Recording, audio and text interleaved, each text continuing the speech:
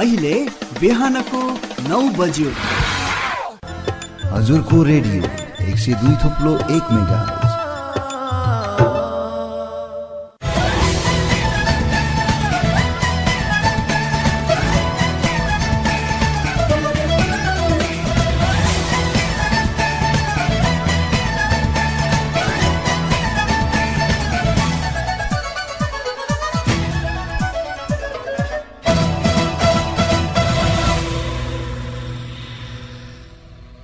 नमस्कार। बिहान 9 बजेको हजुरको समाचारमा स्वागत छ। समाचारको साथमा उपस्थित छु म श्रीराज महत। तपाईले यो समाचार हजुरको रेडियो 102.1 मेगाहर्ज इन्टरनेट अनलाइनमा हजुरको रेडियो.org.np का साथै मोबाइलको एप्लिकेसन मार्फत संसारभर एकैसाथ सुनिरहनु भएको छ। समाचारको सुरुवात गरौं यस समाचारका मुख्य शीर्षकहरूबाट।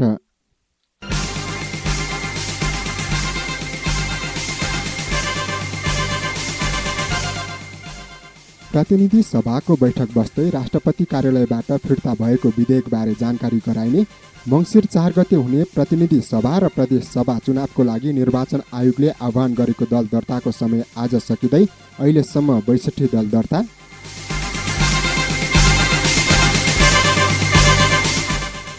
नेपाली सेना र अमेरिकी सेनाको संयुक्त तालिम आजदेखि।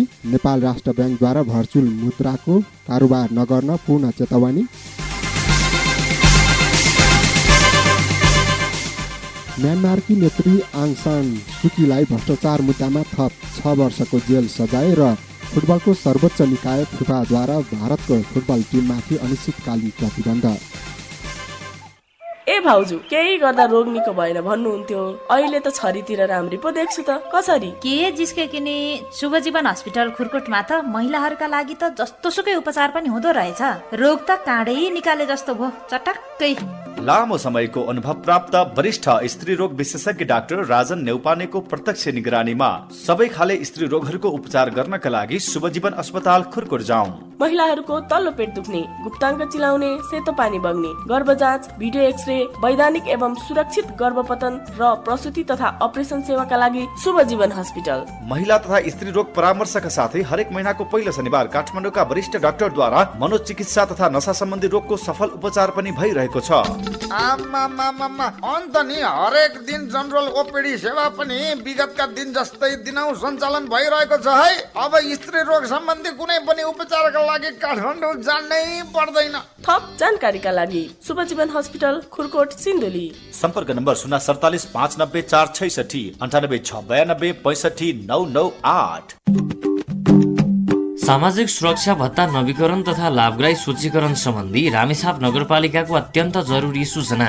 सामाजिक सुरक्षा नियमावली 2076 को नियम 9 र सामाजिक सुरक्षा भत्ता कार्यविधि 2077 को नियम 4 अनुसार सामाजिक सुरक्षा भत्ता प्राप्त गरिरहेका लाभग्राहीहरूले श्रावण महिनादेखि कार्तिक मसान्तसम्म सम्बन्धित वडा कार्यालयमा आफै उपस्थित भई सामाजिक सुरक्षा भत्ता परिचय पत्र नवीकरणको लागि निवेदन दिनुपर्ने भए तापनि हाल त्रैमासिक रूपमा सामाजिक सुरक्षा भत्ता निकासा हुने भएकाले प्रथम त्रैमासिक निकासा हुनु अगावै रामेछाप नगरपालिकाका लाभग्राहीहरूलाई सम्बन्धित वडा कार्यालयमा गई सामाजिक सुरक्षा भत्ता परिचय पत्र नवीकरण गर्नुहुन अनुरोध गरिन्छ।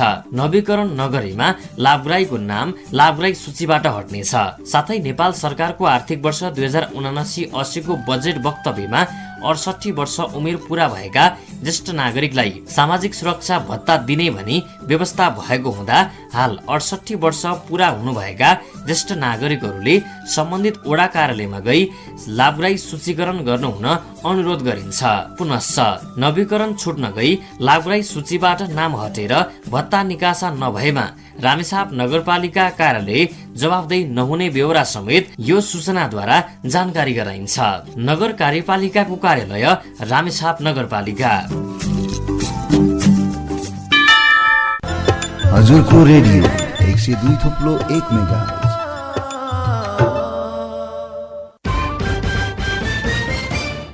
अब समाचार विस्तारमा। संघीय संसद प्रतिनिधि सभाको बैठक आज बिहान 11 बजे बस्दैछ।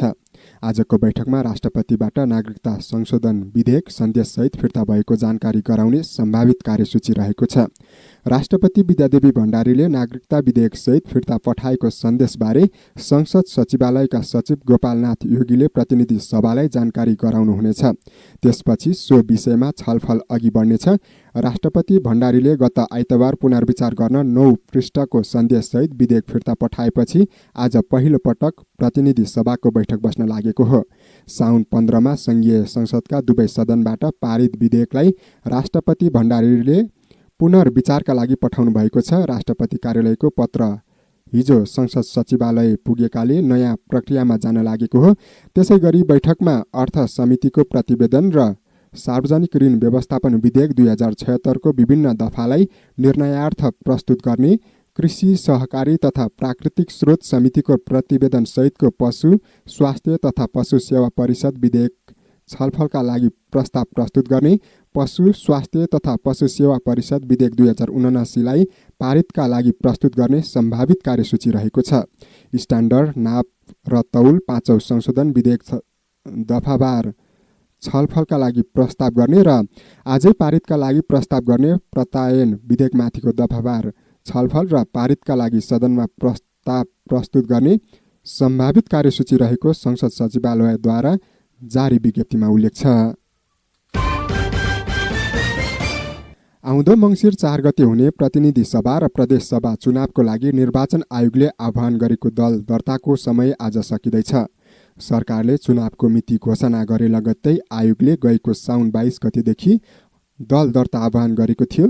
यही साउन 19 गतेसम्म आयोगमा दर्ता कायम रहेका राजनीतिक दलले प्रतिनिधि सभा र प्रदेश सभा सदस्यमा चुनावमा भाग लिन आयोगमा दल दर्ता गर्नुपर्छ। आयोगमा साउन 19 गतेसम्म 116 दल दर्ता भएका छन्। तीमध्ये चुनावमा भाग लिन हिजोसम्म आयोगमा 62 दल दर्ता भएका सहप्रवक्ता सूर्यप्रसाद अर्यालले जानकारी दिनुभएको छ। प्रमुख दलमध्ये नेपाली काङ्ग्रेसले अहिलेसम्म दर्ता गरेको छैन। दल दर्ताका लागि आयोगमा राजनीतिक पार्टीको लेखा परीक्षण प्रतिवेदन, निर्वाचन आयोगमा यसअघि भएको दर्ता नम्बर, पार्टीको महाधिवेशनको माइनुट लगायत कागजात पेश गर्नुपर्छ। नेपालको संविधानको धारा 271 बमोजिम प्रतिनिधि सभा र प्रदेश सभा सदस्य निर्वाचनका लागि दल दर्ता गर्नुपर्ने प्रावधान रहेको छ।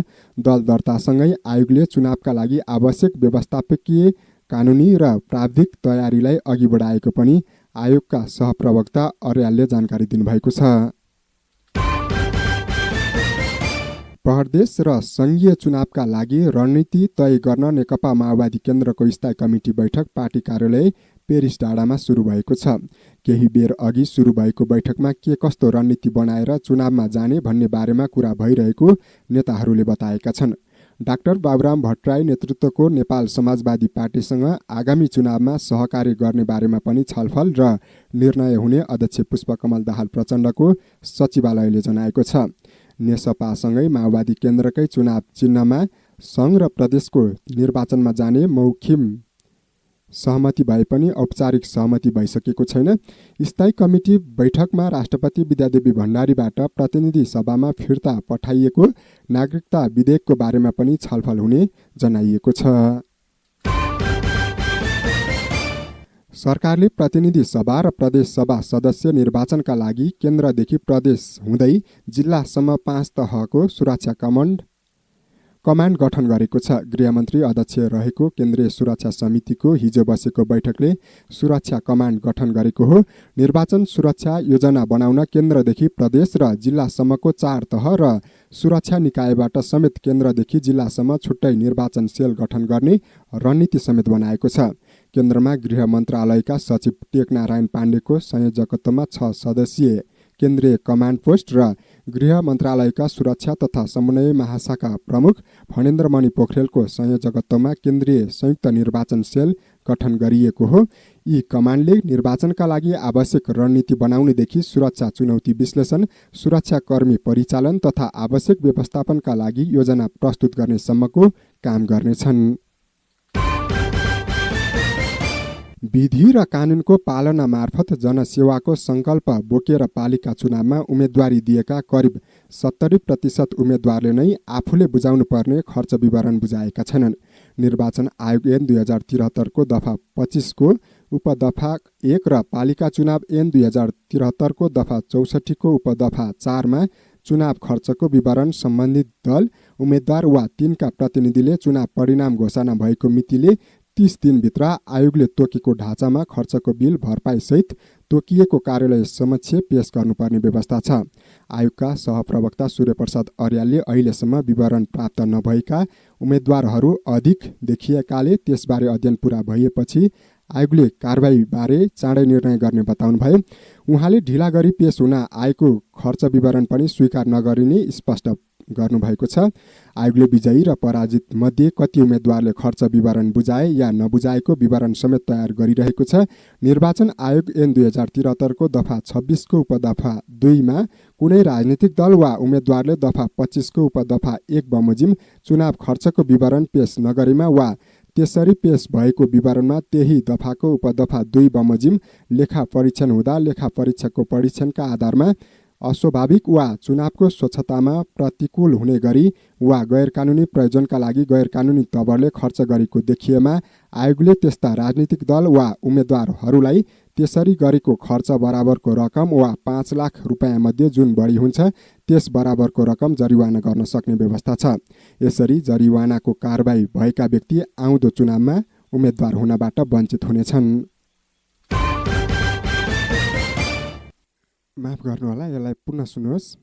नेपाली सेना र अमेरिकी सेनाबीच संयुक्त तालिम आजदेखि सुरु हुँदैछ। नेपाली सेनाको सिंह महावीर योजना तथा समन्वय महाशाखा अन्तर्गत रहेका रेन्जरगण र अमेरिकी सेनाको टुकडीबीच आउँदो भदौ 31 गतेसम्म संयुक्त तालिम अभ्यास हुने सैनिक जनसम्पर्क तथा सूचना निर्देशनालयले जनाएको छ। सेनाका अनुसार 2060 सालदेखि नै नेपाली सेना र अमेरिकी सेनाबीच सञ्चालन हुँदै आएको तालिम रक्षा मन्त्रालयको स्वीकृतिमा सञ्चालन हुन लागेको हो। संयुक्त तालिममा नेपाली सेनाका 80 तथा अमेरिकी सेनाका 16 जना सहभागी हुनेछन्।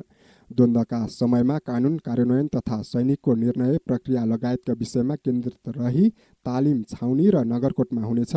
तालिमका लागि क्याप्टेन ब्ल्याक ड्युकोटेलको नेतृत्वमा आवश्यक सैन्य सामग्रीसहित अमेरिकी सेनाको टुकडी नेपाल आइसकेको छ।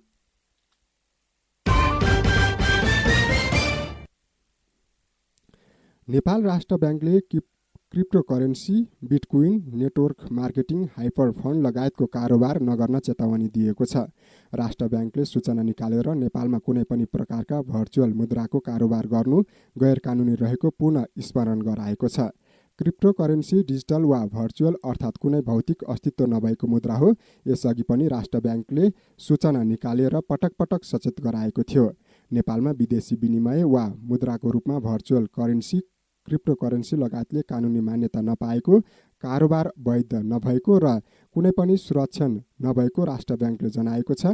यस्तो कारोबार जोखिम भएकाले कारोबार नगर्न पनि राष्ट्र ब्याङ्कले अनुरोध गरेको छ।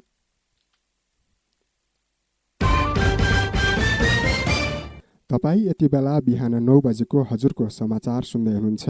समाचारको क्रममा एकैछिन विश्रामपछि हामी बाँकी समाचारको साथमा आउने नै छौँ। तपाईँ भने रेडियो सुन्दै गर्नुहोला। के तपाईलाई घर, अफिस र सडक निर्माणको लागि गुणस्तरीय होल ब्लक, गिटी, बालुवा, रोडा, ढुङ्गा चाहिएको छ? यदि चाहिएको छ भने हामीलाई सम्झन सक्नुहुनेछ।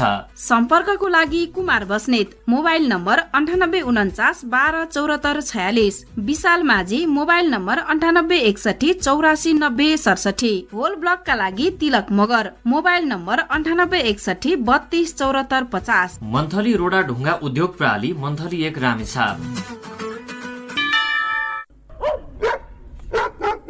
जिउ पनि कट दुख्छ, टाउको त्यस्तै दुखिरहेछ।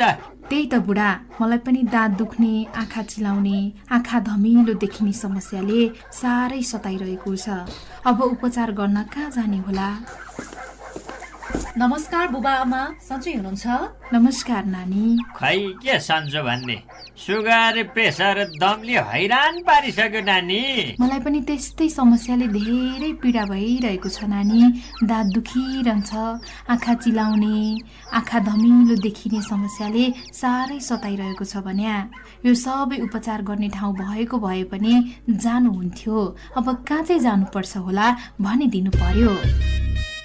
ल आमा, यो सबै रोगको उपचार त तपाईँ हाम्रै अस्पताल सुनकोशी सामुदायिक अस्पताल खुरकोटमा हुन्छ नि।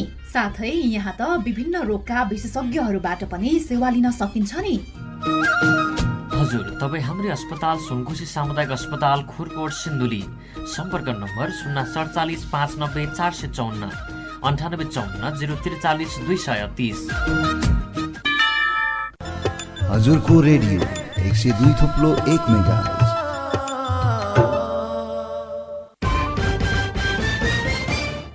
विश्रामपछि हजुरको समाचारमा पुनः स्वागत छ।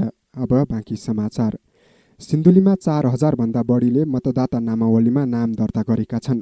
जिल्ला निर्वाचन कार्यालय सिन्धुलीका अनुसार असार र साउन महिनामा 4233 जनाले मतदाता नामावलीमा नाम दर्ता गराएका हुन्। जिल्ला निर्वाचन कार्यालय सिन्धुलीले गत असार 1 गतेदेखि यही साउन 19 गतेसम्म गरेको मतदाता नामावली सङ्कलन तथा अद्यावधिक अभियानमा विभिन्न बाह्य जिल्लाबाट आएका र जिल्लाका स्थायी बासिन्दा गरी सो सङ्ख्यामा मतदाता नामावलीमा नाम दर्ता गरेको जिल्ला निर्वाचन कार्यालय सिन्धुलीका सूचना अधिकारी गीता दाहालले जानकारी दिनुभएको छ। उहाँका अनुसार 16 वर्षदेखि माथि उमेरका नागरिकको नाम दर्ता गरिएको छ। निर्वाचन आयोगले छनौट गरी पठाइसकेपछि जिल्लामा कति नयाँ मतदाता थपिए भन्ने बारेमा जानकारी हुने उहाँले बताउनुभयो। जिल्ला प्रशासन कार्यालयमा 2423 जनाको मतदाता नामावलीमा नाम दर्ता भएको छ। प्रशासनमा असार महिनामा 659 महिला र 780 पुरुष गरी जम्मा 780 जनाको नयाँ दर्ता भएको छ। साउन महिनामा 580 पुरुष र 404 जना महिला गरी 984 जनाको दर्ता भएको निर्वाचन कार्यालयले जनाएको छ। समाचारको क्रममा मौसम समाचार। आज देशका पहाडी भूभागमा मौसम बदली रहने भएको छ। जल तथा मौसम विज्ञान विभाग अन्तर्गतको मौसम पूर्वानुमान महाशाखाले हाल मनसुनको न्यून चापिय रेखा सरदर स्थानभन्दा दक्षिणमा अवस्थित रहेको जनाएको छ। महाशाखाका अनुसार आज बिहानदेखि देशका अधिकांश भूभागमा आंशिक बदली रही प्रदेश 1 बागमती प्रदेश र गण्डकी प्रदेशका 1-2 स्थानमा वर्षा भइरहेको जनाएको छ। महाशाखाका अनुसार आज दिउँसो देशका पहाडी भूभागमा आंशिकदेखि सामान्य बदली रही बाँकी भूभागमा आंशिक बदली रहनेछ। देशका पहाडी भूभागका थोरै स्थानहरूमा र बाँकी भूभागका 1-2 स्थानमा मेघ गर्जन चट्याङसहित हल्कादेखि मध्यम वर्षाको सम्भावना रहेको पनि महाशाखाले जानकारी दिएको छ। आज राति देशका पहाडी भूभागमा आंशिकदेखि सामान्य बदली रही बाँकी भूभागमा आंशिक बदली रहनेछ। देशका पहाडी भूभागका थोरै र बाँकी भूभागका 1-2 स्थानहरूमा मेघ गर्जन चट्याङसहित हल्कादेखि मध्यम वर्षाको सम्भावना रहेको महाशाखाले जनाएको छ। महाशाखाले देशभर मौसम बदली रहने भएकाले सतर्कता अपनाउन आग्रह गरेको छ। समाचारको क्रममा अन्तर्राष्ट्रिय समाचार।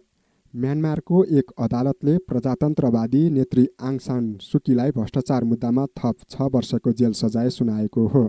म्यानमारको विशेष अदालतले सुकीलाई कलावाङ वन भूमिसँग सम्बन्धित 3 मुद्दामा 3 वर्ष र भवन निर्माण मुद्दामा 3 वर्ष गरी 6 वर्षको जेल सजाय सुनाएको हो। 77 वर्षका नोबेल पुरस्कार विजेता सुकीलाई यसअघि विभिन्न 6 मुद्दामा 11 वर्षको जेल सजाय सुनाइसकेको छ। सन् 2021 को फेब्रुअरीमा म्यानमारका सेनाले सत्तामाथि कब्जा गर्दै नेत्री सुकीलाई नियन्त्रणमा लिएर नजरबन्दमा राखेको छ। नियन्त्रणमा लिएदेखि म्यानमारको सेनाले उहाँमाथि विभिन्न आरोप लगाउँदै आएको छ। केन्याको राष्ट्रपतिमा विलियम रुटो निर्वाचित हुनुभएको छ। यसअघि उपराष्ट्रपति रहनुभएका रुटोले राइला ओडिङ्गालाई पराजित गर्दै जित हात पार्नुभएको हो। रुटोले 50.5% मत प्राप्त गर्नुभएको छ भने ओडिङ्गाले 48.8% मत प्राप्त गर्नुभएको अन्तर्राष्ट्रिय सञ्चार माध्यमहरूले जनाएका छन्। निर्वाचन आयोगका 7 मध्ये 4 सदस्यले नतिजा प्रमाणीकरण गर्न अस्वीकार गरेपछि नतिजा सार्वजनिकमा ढिलाइ भएको पनि बताइएको छ। 55 वर्षका रुटोले 10 वर्षसम्म उपराष्ट्रपतिको रूपमा जिम्मेवारी सम्हाल्नु भएको थियो। र समाचारको अन्त्यमा खेल समाचार। विश्व फुटबलको सर्वोच्च निकाय फिफाले all India football federation AIFF लाई प्रतिबन्ध लगाएको छ। फिफाले आज भारतको फुटबल सङ्घलाई अनिश्चितकालका लागि प्रतिबन्ध लगाएको हो। फिफाले एआइएफएफमा बाहिरी शक्ति हावी भएको भन्दै प्रतिबन्ध गरिएको जनाएको छ।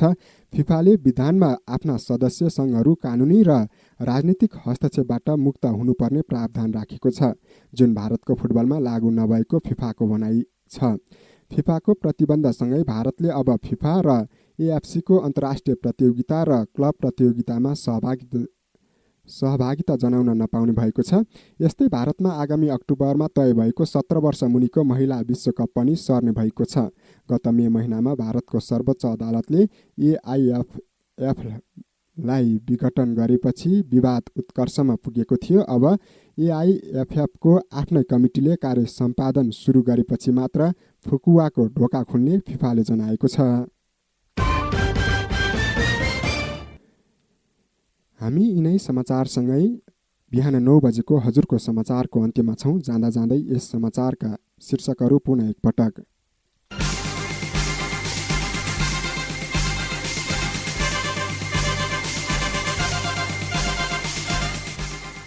प्रतिनिधि सभाको बैठक बस्दै राष्ट्रपति कार्यालयबाट फिर्ता भएको विधेयकबारे जानकारी गराइने। मङ्सिर 4 गते हुने प्रतिनिधि सभा र प्रदेश सभा चुनावको लागि निर्वाचन आयोगले आह्वान गरेको दल दर्ताको समय आज सकिँदै अहिलेसम्म 62 दल दर्ता।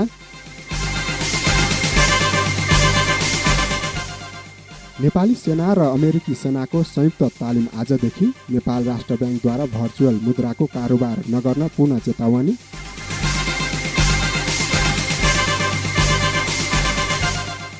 म्यानमारकी नेत्री आङ सान सुकीलाई भ्रष्टाचार मुद्दामा थप 6 वर्षको जेल सजाय र फुटबलको सर्वोच्च निकाय फिफाद्वारा भारतको फुटबल टिममाथि अनिश्चितकालीन प्रतिबन्ध।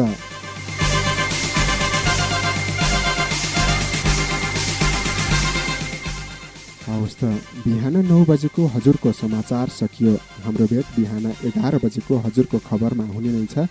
त्यतिन्जेलसम्मको लागि समाचार सहयोगी साथीहरूलाई विशेष धन्यवाद दिँदै म श्रीराज महत पनि यस समाचारबाट बिदा हुन्छु। नमस्कार, शुभ दिन।